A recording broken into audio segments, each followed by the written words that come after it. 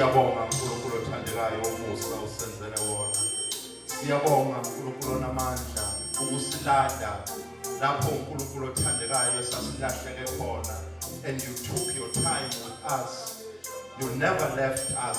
In the name of Jesus, we are so grateful, Father, for the forgiveness of sins, past, present, and future, because of the blood of Jesus. Siyabonga uNkulunkulu wethu for your grace, uNkulunkulu onamandla, umusa uNkulunkulu wethu.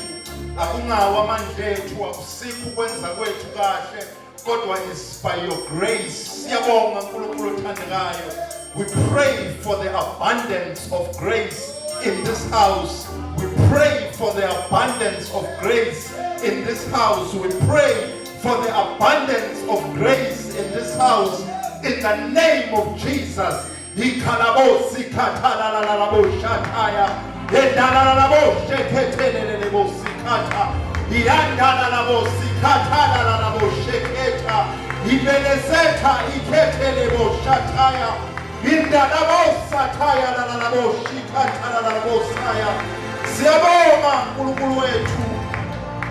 you for your grace.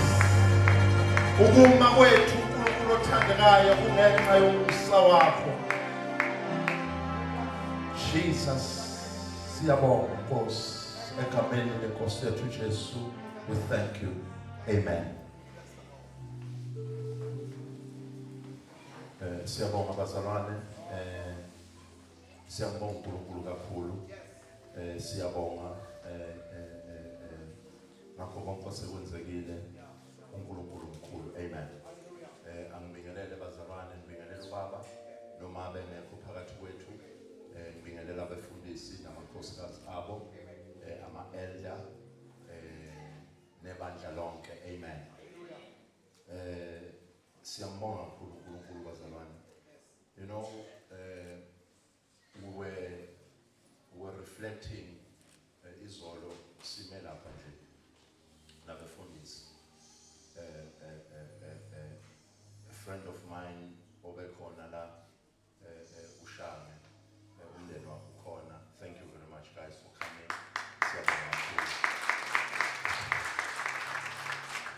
Before I show this story, I'm so grateful bazalwane uNkulunkulu. uDludlu is here.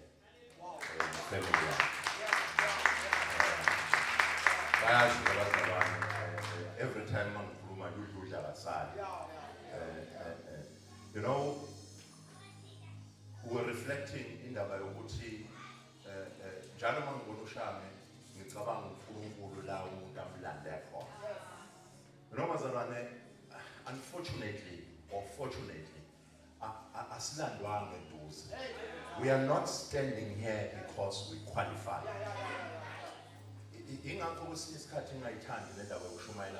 Because it gives a certain impression as if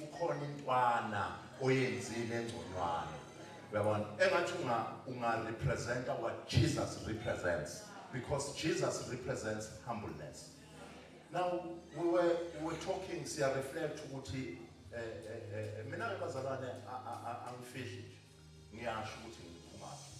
because I understand if this one can stand here, there's nothing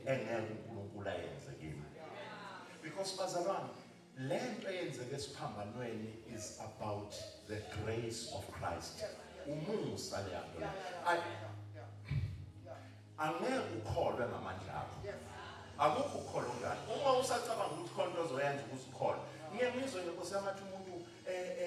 want to be holy, I want to do this so that I can. Holiness cannot be achieved by your doings.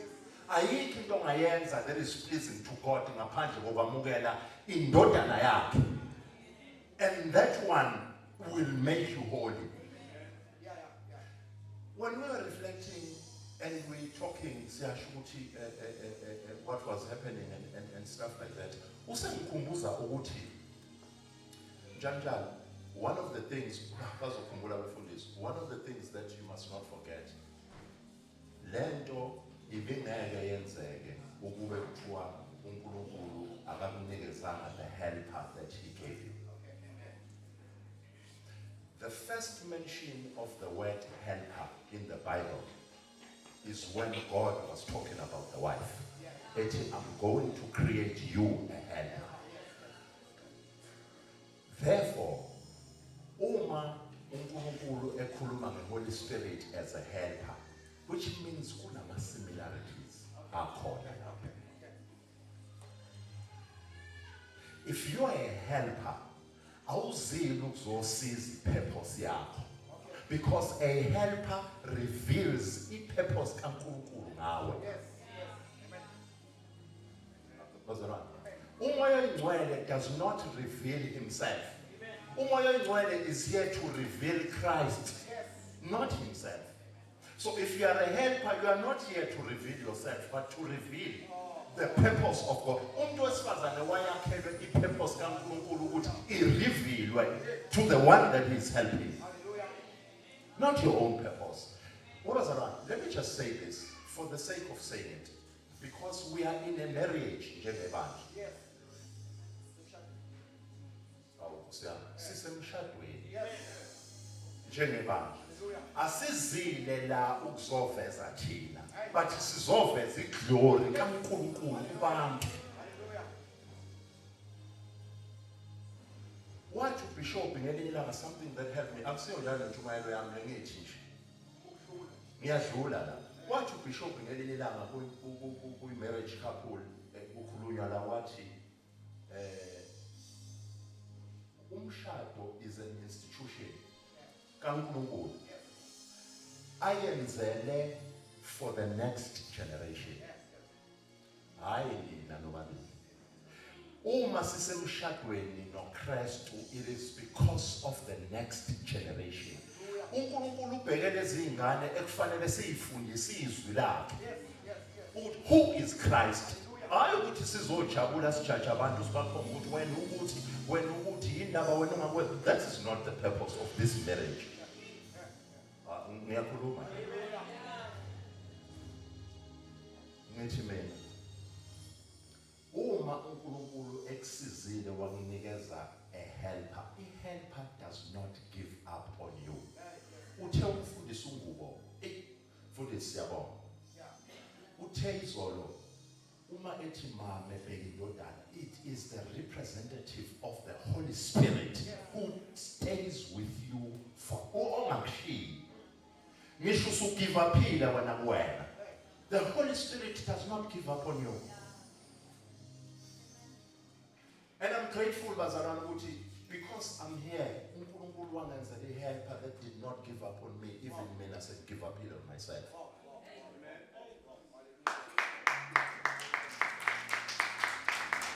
Ngingakho ngithi God wangenzela umusa ngoba ayikho into engayenza.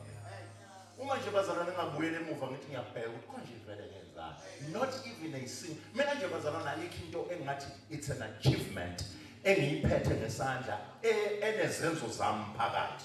Not even a single one. It is all because of his grace. I'm here to talk about the Ark of the Covenant. Jesus represented the Old Testament. Uma ulishumayela angisho ukuthi sonke asishumayele kanjani. Kodwa uma uvula iBhayibheli bheka uJesu ukuthi ukuphi la. Uma kukhulunywa nge-Ark of the Covenant, where is Christ in that Ark of the Covenant? Because the Bible, from the book of Genesis to the book of Revelation, it speaks about Christ. Ukuthi ngala ufihliwe, ngala useveziwe. But everything that happens there, it is Christ. Ikhuluma ngalento ezokwenzeka, eyenzeka njengoba sikuyiphasika nje. It speaks about this. Umphongolo wesivumelwano. Oh Christ. Let me just give you a bit of a background. Now, umphongolo wesivumelwano, this is how it's built. There's what is called a mercy seat, which is the mercy seat is built from one solid piece of gold. Lezi ingeloso ibonayo which eziprotect righteousness kaNkulunkulu ezimilela ezibheke in this box kwaqongqothwa igolide elilodwa kwaze kwaphuma istructure. It represents Christ being beaten for our sins. Akuthathwa ngiyincucu leyingcwezi kwathathwa nje a solid gold kwasekwenziwa just like Christ. There's what we call a mercy seat ebalanga phezulu. It's got two cherubims agade irighteousness kaNkulunkulu. Siyakhumbula ensimini yase-Eden ukuthi uma bekhishwa uAdam noEva kwasalinde lo seyimbili ezaseyigade God's righteousness bangabe sabuya. Now bese kuba khona leli bhokisi.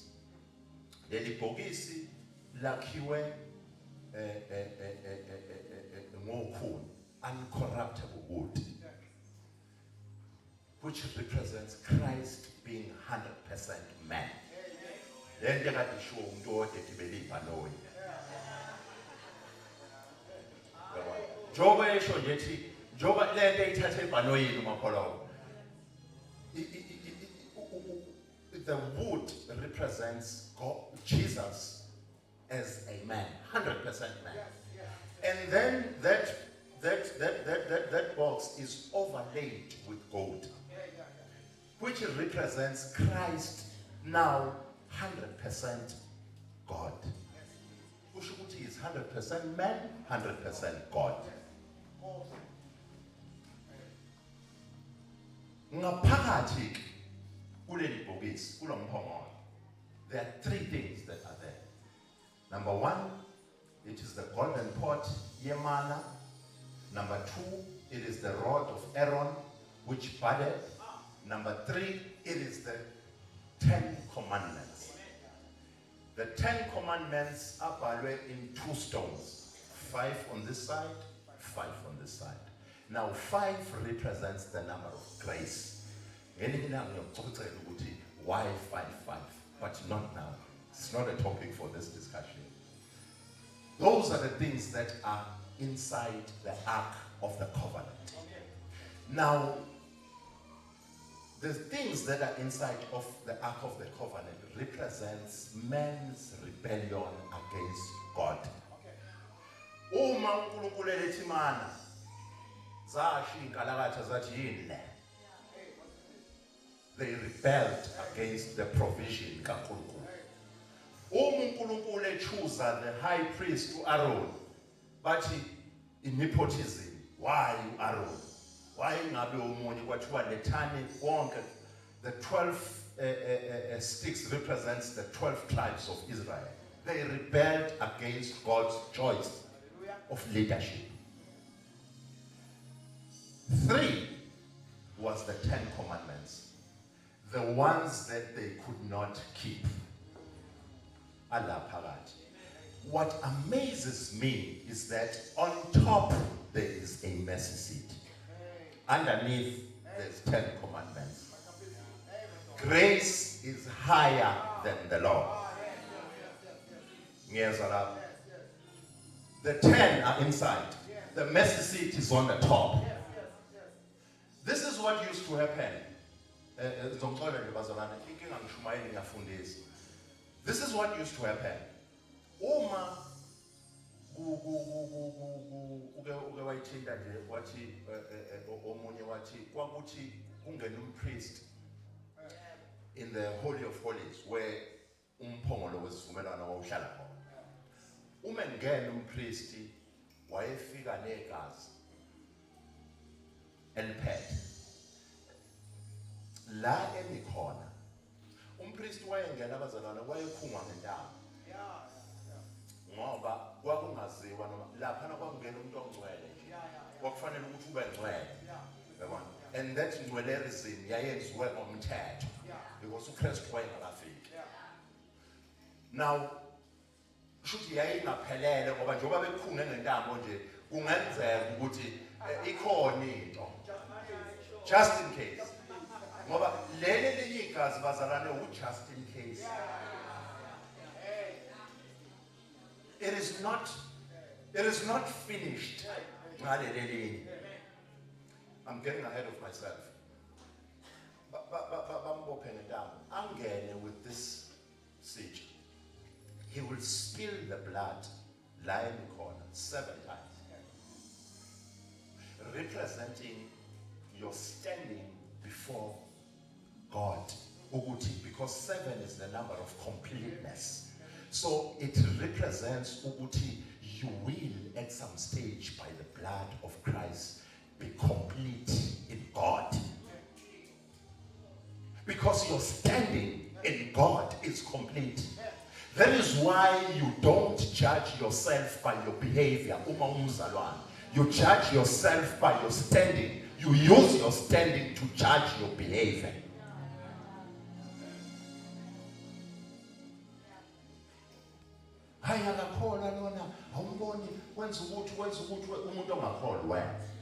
Because his standing is perfect. His behavior might not, but his standing. And then uzobe senza kanje. Esethi on the mercy seat uzolithela kanye. Once and for all. Leli gazi elithelwa on the mercy seat. Now, the mercy seat at that time, it represented God's judgment, because umphongolo wesivumelwano ungekho clean usondela kuwo wawufa. Finish. So it represented God's judgment. Ukuthi phambi kaNkulunkulu kufuna uhambe kanje washuleka, you die. That is what the law represents. Ngiyangizwe nje Nkosi yami abantu bethi hawu izathu esenza amasonto abe njena nabantu babehave kanje ngoba umthetho awusekho. Umthetho ongalethelwanga leyo nto. Umthetho was not given so that people would be justified by. Umthetho was given so that uzokhombisa ubunqunu bakho ukuthi umdinga kangakanani uKristu. Because by the law is the knowledge of sin. The law will reveal to you ukuthi ungcole kanjani. Don't try and justify yourself using the law, because you will fail. This money, naba abantwana ba-Israel, ngitshela oyedwa nje owakwazi. Umuntu owakwazi ukugcina umthetho kaNkulunkulu uyedwa zwi uJesu. Yingakho the 10 commandments are inside the ark of the covenant, because it is the ark that can only keep the law, not you. Oh, now there are 2 cherubims here. Agade ubungcwele bukaNkulunkulu. Abheke ame kanje, amehlawo abheke lapha la kunomthetho khona la phakathi ukhavuyile nesisithi, kodwa amehlawo abheke lapha phakathi bese igazi lithelwa la kubheke khona amehlo awo. Ngamanye amazwi, they are representing God looking at the judgment of man, noma looking at man's rebellion against his authority. Kodwa uma ke kwathelwa igazi ayasitheka, awayiboni irebellion yomuntu, aboni igazi. Khona la ngifundise khona. Irebellion yomuntu ayifihlwa ukuzenza into ethile, noma ayifihlwa izenzo zakho, because your shortcomings will never be perfected by you. Izenzo zakho lezi eyinje zifihlwa igazi lika Jesu.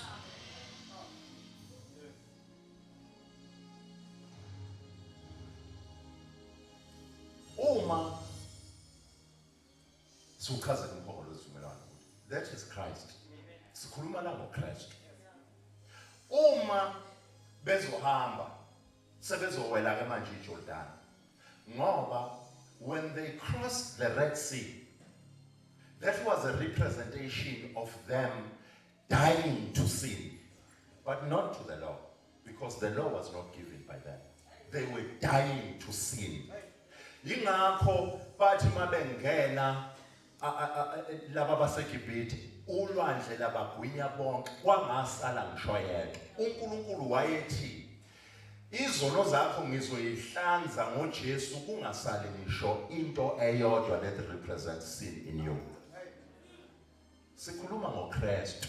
Ngoba abantu ipulpit elokukhuluma ngoKristu ethanda umuntu. Phela ingakho uma uJesu ebuza uPeter embuza kathathu uthi Peter, do you love me? Uthi tend to my sheep. Peter, do you love me? Uthi feed. Akukho lathi khona beat. You can't come here and beat people up. This is a place to give people uKristu. uKristu ukuthanda kuleso simo kusona. Hayi ukuthi ukuthanda musu uyiklinile. Wayengeka athi wozani kimnonke. Awu bazalwane, nini enikhatheleyo. Inkinga yalabantu abajaja abantu kakhulu ngoba bakhathele bona. Basanamandla okugijima. When they crossed the river Jordan, lithi iBhayibheli akasithi intako bangazi bathi lento ayisho uyayiqagelela afundile ngishifesi. Joshua 3. Mhlambe awufunde uverse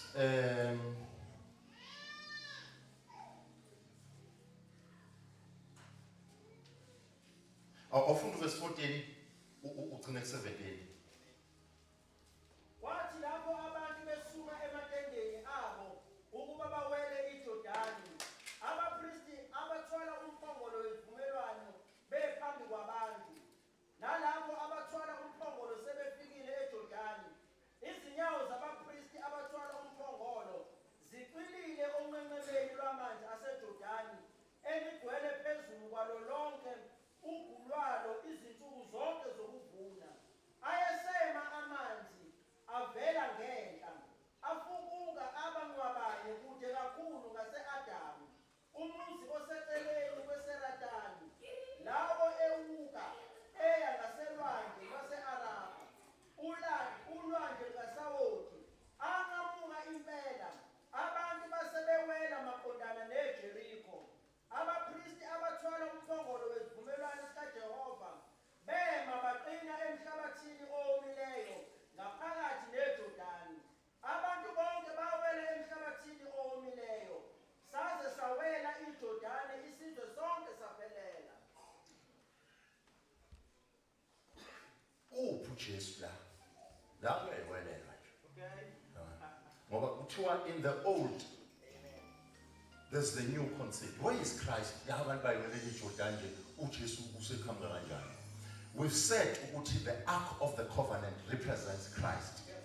Lithi iBhayibheli uma abapriest, by the way, this was on the day of the Passover.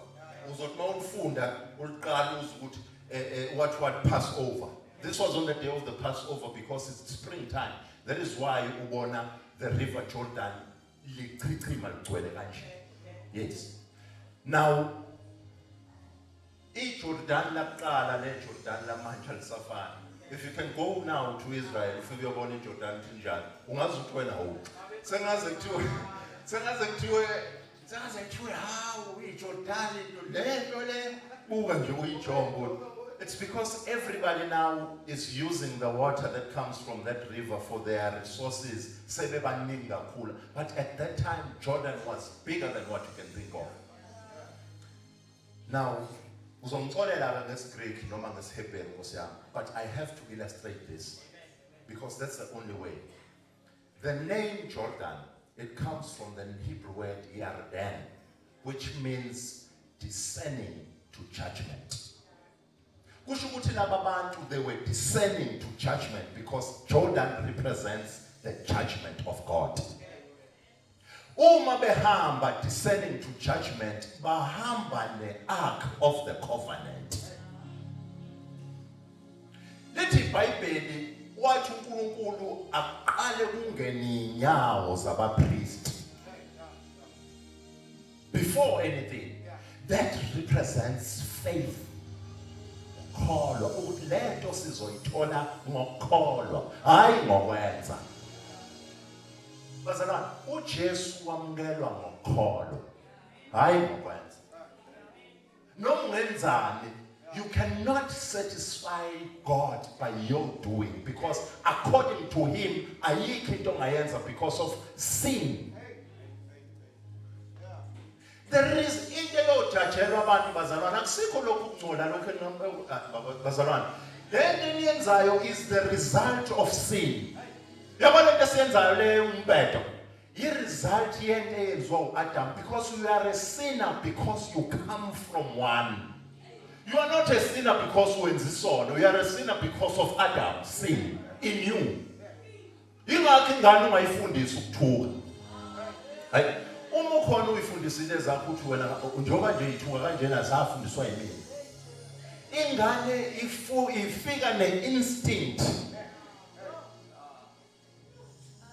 Mina nje akekho umuntu wangifundisa ukuthi intombi ishelwa kanjani. Awu ngiyakhuluma bazalwane. Ungenze ngathi wena uyishela. Nawo wayeshela. Ngaba ngishadile phela ukuthiwa angishela nami ngabeka. Kodwa akekho umuntu wangitshela ukuthi uyabona ke manje ufuna ke manje ucuphe uthi yinto enda kimi.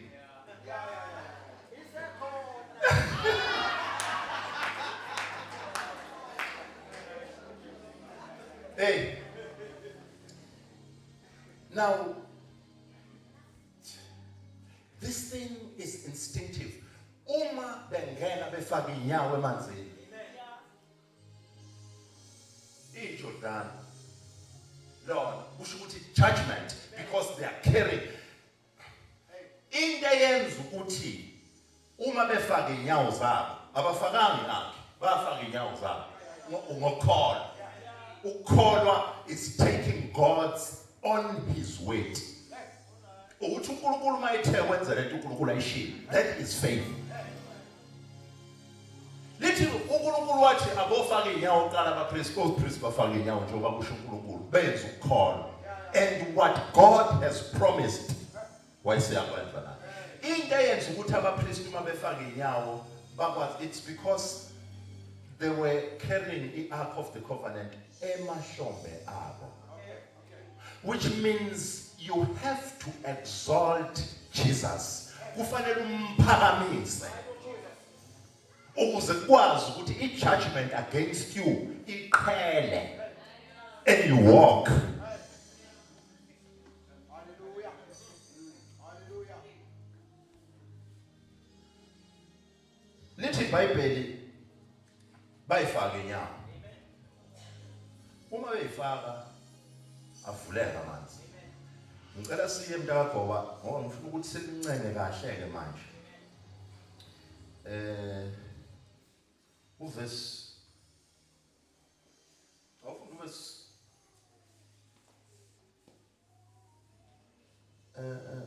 okay. Funda uverse 16. Ayesema amanzi avela ngehla. Afukuka abangwabane kude kakhulu ngase-Adamu. Manake. Ayiseyama amanzi. Kusho ukuthi indlela avuleka ngayo amanzi aqhela a distance. This water ungakhohlwa represents God's judgment. Aqhela a distance. Azafika kuNtu yakho. Afukuka abangwabane kude kakhulu ngase-Adamu. Manake. Kude kakhulu ngase-Adamu. Judgment came in the Garden of Eden. In Adam. Ayikho into engekho significant bazalwane eBhayibhelini. Lo Adam ofakwe la hayi nje kuyikhulunyelwa izwe leli lase-Adam. No, it is referencing to what the judgment. Kusho ukuthi igazi likaJesu lizothatha izono zakho usukela kuAdam. Lizosula ijudgment usukela kuAdam. This is why there's this Adam here. I want to need that one. Now, man, you said one and down. There's a bridge in same city.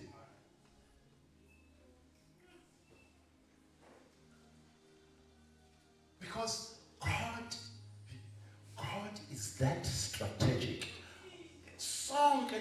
strategy hayi ukuthi uzenzela yena. It's because of the love of man.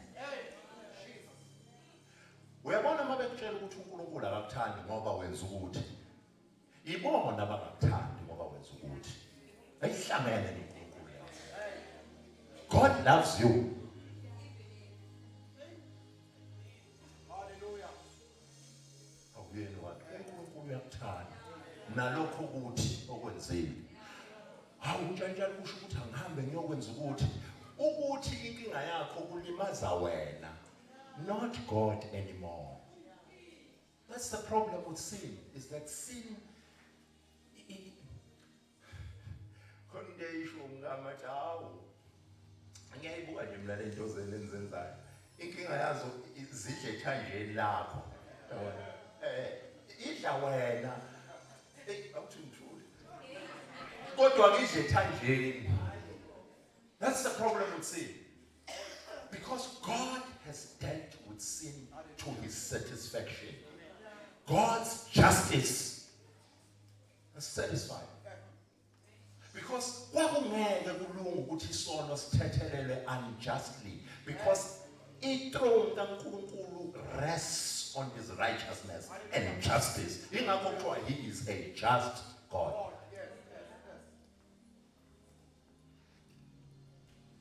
Kuthiwa la asuma amanzi azaye aphindana futhi. Afukuka abangcwabane kude kakhulu ngase-Adamu, umuzi oseceleni kweSaretani. Manake. Zeritan. This word Zeritan means they are distressed. Bane stress. Lava abahlala lapha. Kwakune stress kwakusho umuntu. Awu bazalwane. Ngisho mina uyabona nje kune stress. Hawu noma ngisho wena. Uyabona stress esiphethe.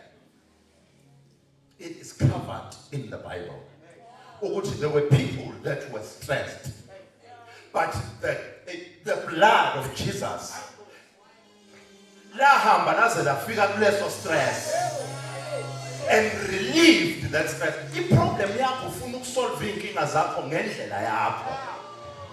You want this marriage to work for you, not for the glory of Christ. This is not about you. It is about you, uNkulunkulu, but make it about him now. Yonke into yakho must glorify God. Hallelujah. Yonke into yakho must glorify God. Uma unengane, thatha ingane uyihambise enkosini ngoba ufuna ukuglorify uNkulunkulu ngeingane zakho. Uma unomyeni, ziyabalansa ke inkalakatha. Zikhona kade ngiyibona nje kuculwa la ngisho ukuthi ayithathe ngenkani le. Ibalance. Kade ngiyibuka nje ngisho ukuthi ilandwe ngenkani kuthiwa hayi ngeke phela iphasika siyahamba manje. Hawu, lento yakho ukuthi ungasonti nje mina ngeke. Siyahamba. Ya, sephasike. Awukusonte nawe kahle yathi okay hayi ngiyahamba. Isikhona ke la. Hallelujah. Wabazalwane, ngoba wayikhetha wena. Incane wena. Ngoba uNkulunkulu yila khona ezokwazi ukuthi ilunge khona. Uma ingakafiki hamba wena uyoyikhulekela. Musu lokhu ukukhuluma khuleka. Ngibona esinye istikhe esibhala ukuthi dad pays mom praise. Powerful. Sifaka umuntu ongakhona. Dad pays mom praise. Ukuze ngikhokhe kahle. Ngize ngikhokhe sengisenkosini. Ngikhokhe nangenkosi. Ozana uthandaza indoda yakho uzungabi naso stress. Size siphele. Ngiyibuka nje ngisho ngithi kusiyami ukuthiwa ngikhulekelwanga ngabe ngikuphi. Ngabe ngilekaphi? Ngabe ngilekaphi? Bazalwane, nina nilandwe la idosi la. Yabo la khona. Awena into yakho. La idosi. Yabo la next door. Ngikhuluma mina far away. Where even the person umnikazi wempilo usebonile ukuthi ubona ukhonza ukuthi kusho ukuthi vele nje ngikhonza nezinto zami kusho ukuthi vele kusho imina lo wazalwana usondelana uJesu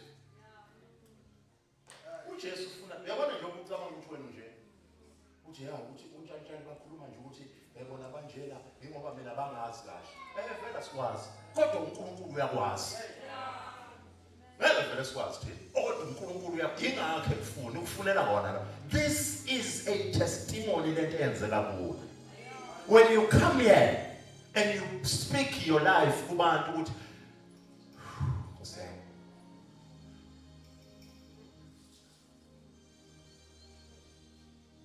I pray to God ukuthi uNkulunkulu akunikeze the true helper which is the Holy Spirit.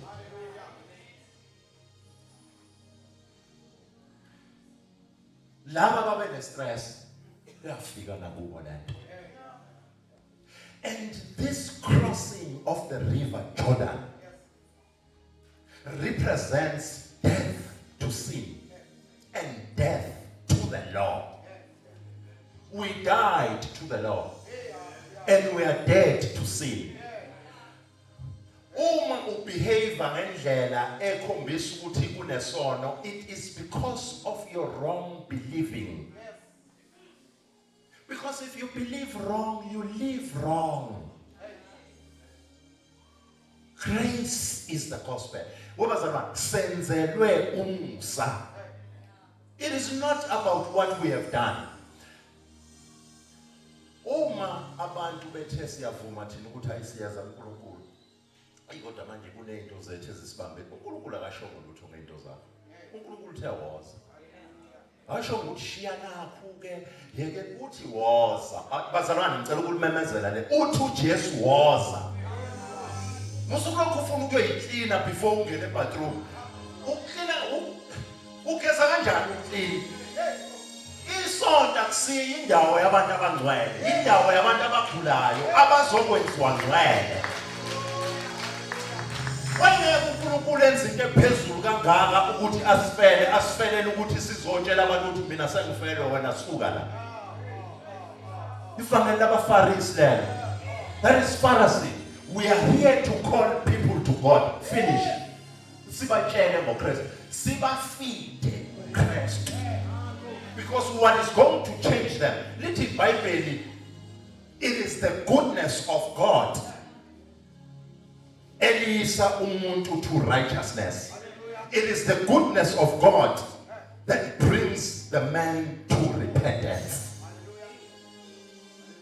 Repentance ayilethwa ukuthi usungkhuzeka kahle. Kwesinye isikhathi nje bazalwane, ungacabanga ukuthi ungafuna ukushintsha uNkulunkulu. Shintsha wena.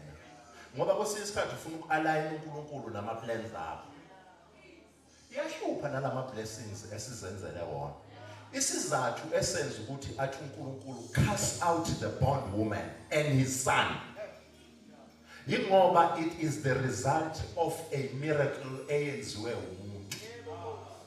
It is the fruit. No, it's not the fruit. It is the works of the flesh.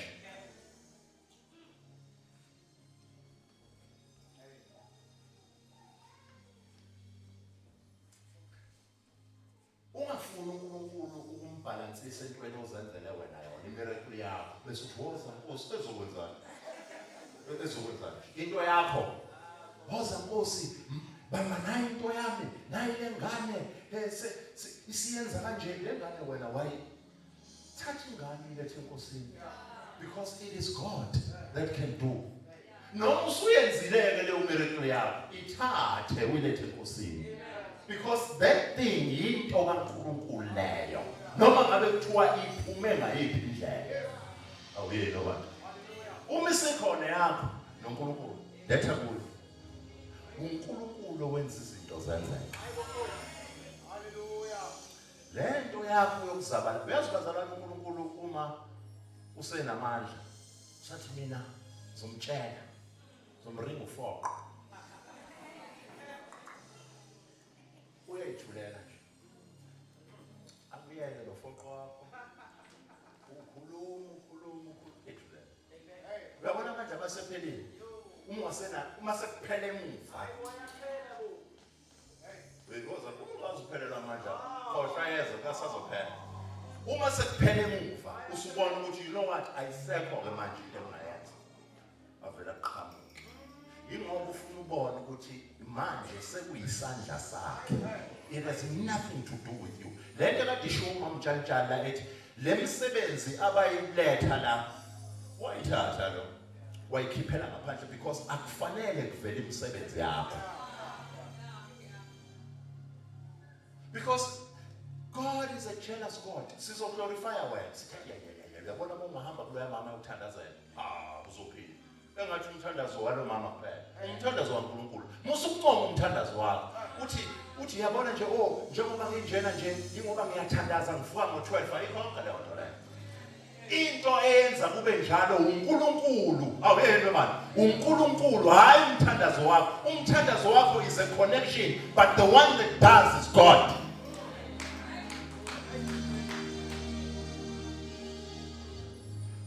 Uma usazobuka ukuthi untshantshali kusho ukuthi ugcotshiwe ngamafutha aseCalvary uswenkingeni. Ozalwana mina ngifuna ukutshela ngami ke ngoba hayi abanye abantu bathatha ioffense. Mina ungasusa uJesu umuthi nje kancane. Uzunga. Uthi nje udonsa uJesu. Ngoba udonsa uJesu udonsa umusa. Once wasusa umusa usale inkuzi manje ayizwana uzuthuka la unjani uthuka mina ngisho into usathana athi usathana ngiyazi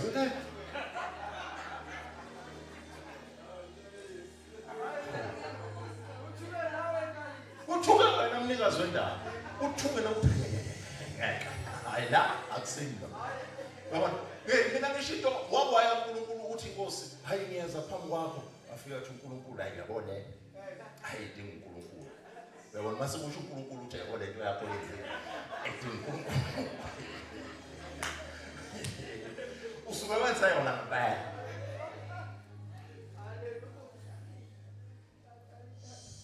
uthi uPaul Christ has become of no effect mhlawumbe sifunde leli verse bazalwane because kwesinye isikhathi umuntu uyathi yahlupha lento yabantu abaqagelayo kanti iyasiza lento Galatians 5 uverse 4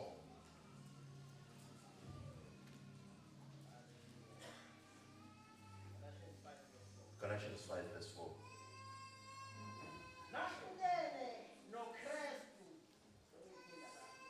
Nahlukene noKristu nina nonke enifuna ukulungisiswa ngomthetho niwile emseni ngithe grace is at the top uma lithi you have fallen from grace which means you want to be justified by the law awuphinda ngakho lapho amaGalatia yes ngakho nahlukene noKristu nina nonke enifuna ukulungisiswa ngomthetho niwile emseni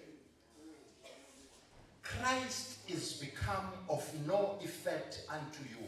Whosoever of you are justified by the law, ye have fallen from grace. The reason why Christ is not effective in empilweni yakho, it is because you want to justify yourself. Ngezinto zenzile uthi hayi ngizoya esontweni ngoba angilalanga emjondolo kaSibu so ngizofika esontweni. Angisho wena ukuthi mawuthi uSibu yena ngiyayisholo nje izampula le ungathi mawuthi uSibu umjondolo uthi hawu njani uyangijaja cha ngosiyama ngimazi uSibu ngiyayisholo uza kuNkulunkulu unjengoba unjalo because here ila olungisiswa khona akekho udokotela ohamba eVirgin Active Udokotela uhlala esibhedlela abantu abagulayo. Ayikho udokotela udokotela weyiguli. La isendaweni yeyiguli. Nathi Nkosi yami sisagula kukhona la esalungisiswa khona. Asikafiki. Inkinga ukuthi uma usula bese uyitshela ukuthi I have arrived. You will never arrive. Wozohamba ungakafiki.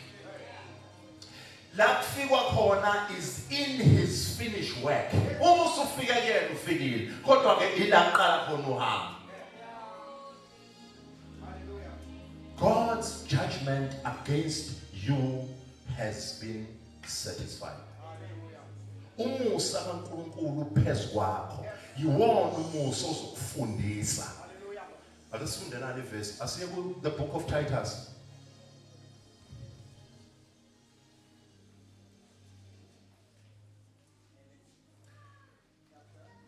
Titus 2 verse 11 no 12.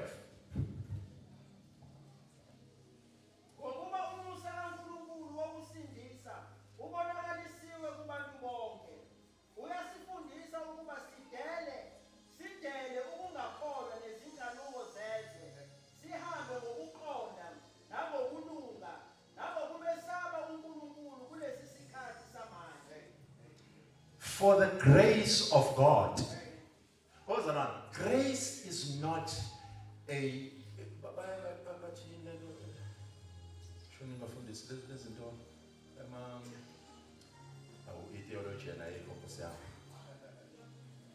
grace. It's not a doctrine. Grace is not a doctrine. Grace is not a doctrine. Grace is a person. Grace and truth came. But the law was given. You can give something from a distance through a servant. Ngafona ngimfonela uzinhle ngithi zinhle tshela uSibanibani ukuthi enze ukuthi ngithumele lapha. But mangifika, that's another thing. Grace came as a person. Ingakho grace is related to the truth. Mana ngisho ukuthi lithi kwenzakalani ke grace. Lithi for the grace of God that bringeth salvation had appeared to all men, teaching us. The grace of God, not us teaching them. Teaching us that denying ungodliness and worldly lust, we should live soberly, righteously, and godly. Asizile ukuzoshumayela ukuthi shiyi worldly lust. The grace of God will teach you. Okufanele ukuthi masishumayela sishumayela umusa kaNkulunkulu. Uphumela ukuthi yabona kodwa mina ngisho noma ungafika u50 ulokuthi isigodwa Nkosi yami yabona le yanto abakhuluma ngayo isangihlula kodwa lo yamusa kanti uJesu unje, because we are here to reveal Christ. That is the work. Wayengeke uJesu ambuze kathathu uPeter makuthi ufuna sisakaze izimvu zakhe ngenduku. Wakwathi ubaba uNkomonde ekhuluma ngegrace. I respected that man. Ngangamazi ke mina. Ngambona we invited with my wife kwenye inkonzo lapha eVerulam. He says ngangishumayela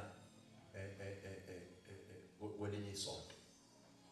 Uthi ngashaya isono ngashaya uthi ngikhuluma iqiniso leBhayibheli. Uthi bakhala abantu. Uthi ngitshela ukuthi mina bakhaliswa ukuthi bayaphenduka. Kanti abantu bakhaliswa uswawuthi ofakwe izilondeni zabo, because bafike la bethi bazothola into bezophola kwafika kwafaka usawuthi izilondeni zabo. Uthi kwakhuluma udadewabo lapha wathi love brother Victor, love brother Victor. Uthi from that day onwards I realized ukuthi isizathu sokuthi ngibe la is to teach these people umusa kaNkulunkulu. Now when a great man of God says that, who am I? Who am I? Le nto bazalwane ngumusa kaNkulunkulu. lento ingomusa kaNkulunkulu. Lento ingomusa kaNkulunkulu. Ayikho ngawe. Don't make it about you. Noma ungazenza izidlakela esingakanani. Wazi ukuthi ubudlakela bakho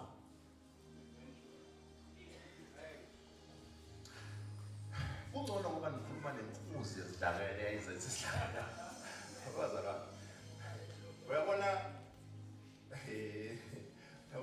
yabona mawusheka mamshaka ngivele ngicabanga izinto zami. Hey, that is why I love God so much.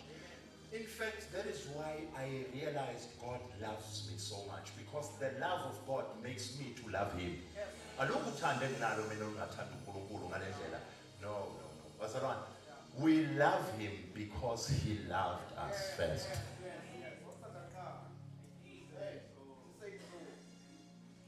That is why we are here. Uma ubona ubuka the Passion of the Christ. Most ubuka leya movie bese uthamajuda. Uyabona ufike lo usizi ukhalela uJesu ukuthi that is what the love of God was all about. Ibuka leya ibona ukuthi this was supposed to happen to me. It was going to end in tears. Yayizophela kabuhlungu. Kodwa uNkulunkulu wasenzela umusa. God, one of the definitions of kaNkulunkulu is that God is love. That is the only difference. Lithi anger, it is a foreign thing kuyena. Kodwa love is who He is. Awukube nothando nje.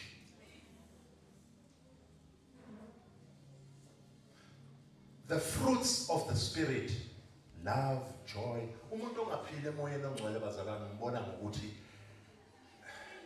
abe muncu into ongayazi. Uyiphilele enyameni nje. Hleze muncu. Hleze kubi nje. Because those are the works of the flesh.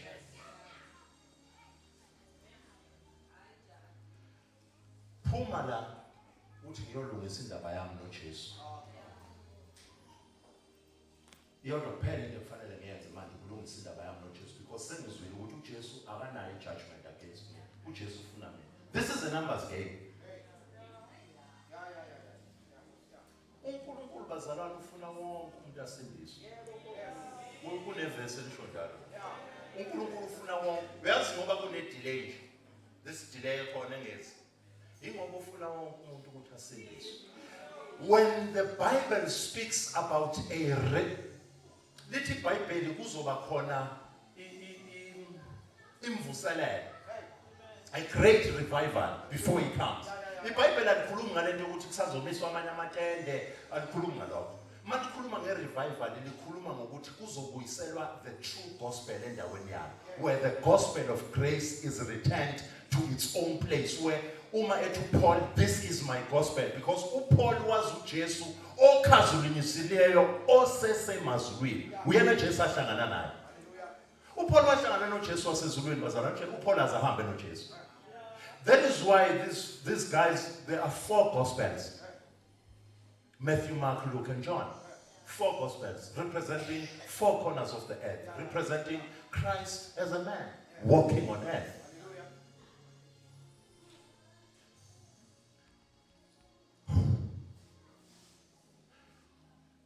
The only thing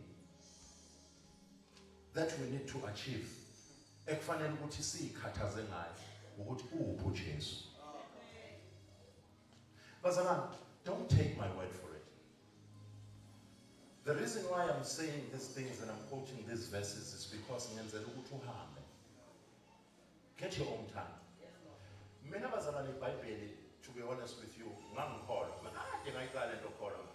Yala unje bengilungile. Uyengivuke, uyengishaya, uyengivuke, uyengathi ngiyawa. Until this gospel of grace found me. And it taught me.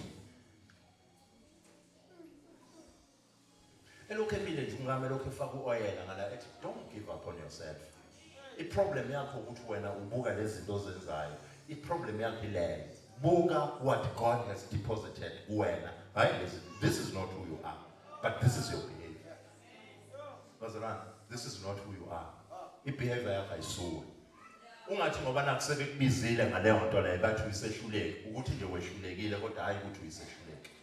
Bazalwane, abazalwane banenkinga yokuqamba. Inkosi yami. Yokuqamba ngento yenzile. Thomas was Thomas the Didymus. Why does you Thomas the doubting Thomas? And lento yakhe yokudoubt ayenzeka between the 12. Kodwa nathi sesiyazi. It's the people ohamba nabo abaqamba ukuthi wena. It's not the doubting Thomas. Uma ungabheka i-track record kaThomas ayiqalwa ngokudoubt. Kodwa manje sesimbiza nge-doubting Thomas. Wonke umuntu odoubtayo sekutho ayikho leyo. It is abazalwane ohamba nabo abazokubiza ngento but awusiyo leyo nto leyo. Because standing sakho in front of God is complete 7 times. The reason why uJesu edelay ukubuya ingoba ufuna wena. Njengoba edelay nje udelayiswa ukuthanda. Lithi iBhayibheli bam hayi kusho ngeke. Lithi iBhayibheli bamtshela. Hayi kuleka nibazalwane asibe ayengekho ama microphone uJesu wayekhuluma ngezwi lakhe. Lithi iBhayibheli uJesu bamtshela kwathiwa uLazaro lo mthandayo uyagula. Ayikho into engichaza ngendlela amaqala ngayo lapha lithi because he loved Lazarus he delayed. Isizathu esenza ukuthi adelay is because he loves you, because into azokukhombisa yona is too much glorified nale wena uyicabanga. I-delay eyenzeka empilweni yakhe ezintweni zakho it is because he loves you, because uma ngeza manje ngeke ize iglory ibonakale ngalendlela ezoza ngayo ngalesikhathi azofika ngaso. Musu ukuthi akeze manje ngoba now you are not prepared to accept what is coming up with. Let him delay because he loves you. Delay is based on love. Ngoba ingafika manje ungayincoma into ongakazi uyibona. Sethi masikubuza ukuthi wenze ngani uthi hey, ngafike ngathandaza ka6. Ngathi mangiqeda lapha. Ngase ngivula iBhayibheli. Ngase ngiyamtshela uNkulunkulu. Yena wona. Watshela uNkulunkulu ukuthi manje ubani manje lokhuluma la. Ngase ngiyamtshela uNkulunkulu. Ngamtshela yena wona. Nangu ufuna ufika lapho lothi I have no clue. No clue. None whatsoever. Mina ngingambuza ukuthi ngifike kanjani la. Ukuthi awasenza ukudlalwa amafilimu ezweni. Awasenza ukudlalwa. Kodwa uzobona ukuthi uJekeni. Ungene kanjani? Khona ba hey, wathi umkami kunengubo. Sengiyavala bazalwane sesibheke. Wathi kunengubo ezulwini. Wonke umuntu dokulana nengubo yakhe. Ekulindile ozoyiqoqa. Ngoba ngeke ufike phela nama-matrix. Wezulwini igqoke ezinye izinto. Wathi kunengubo imhlophe. Wathi uyayigqoka inomsila. Yabo nje mhlawumbe umsila wayo uyofika lapha esifake khona kuloya muzi. Wathi umuwane lokhu inqamuka. Mulokhona naye. Uthi mawona naye yanqamuka. Manje ngayikale yami ngikala ngaphakathi. Eyasho phela. Mangala ngesutho lendoda engenye inqune ezulwini. Kodwa ngabona ngathi mangibuka abanye ngasho ngathi khona abasele namakotoyi khona ehamba. Umusa kaNkulunkulu. Umusa kaNkulunkulu. Umusa kaNkulunkulu. Because it is now finished with sin. God's law was satisfied. His righteousness kaNkulunkulu was fulfilled. His justice was satisfied. Ingakho you can come boldly ivesi likamfundisi uyikhonjwa walithanda kakhulu. The reason why you can come boldly to the throne of grace. That throne of grace, it's the mercy seat. You can come boldly now because it's no longer the throne of judgment, but it is the throne of grace where mercy and grace lies.